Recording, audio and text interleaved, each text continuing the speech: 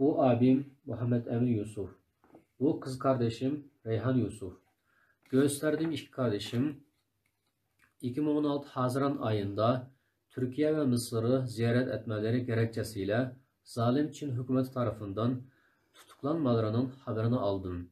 Bir fotoğrafına dahi ulaşamadığım üçüncü kardeşim Risalet Yusuf'un ise benim Doğu Türkistan'a geri dönmedim veya bana banka yoluyla para gönderdiği için tutuklandığını düşünüyorum. Bu üç kardeşimin de 2017'nin Mart ayında tutuklandığını öğrendim.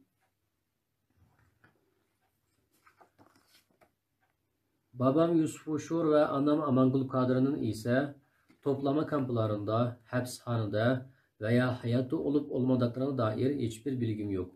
Aynı şekilde dördüncü kardeşim Meryem Yusuf'un akıbeti hakkında da hiçbir bilgim yok. Bahsettiğim dört kardeşimin toplam 11 çocuğunda şu an nerede oldukları, ne yaptıkları, nasıl beslendikleri hakkında da hiçbir bilgim yok. Ailem ile 3 senedir irtibat kuramıyorum. Çin hükümetinden tutuklu olan, zulüm gören ailemin ve tüm Doğu Türkistanlı kardeşlerimizin serbest bırakılmasını istiyorum.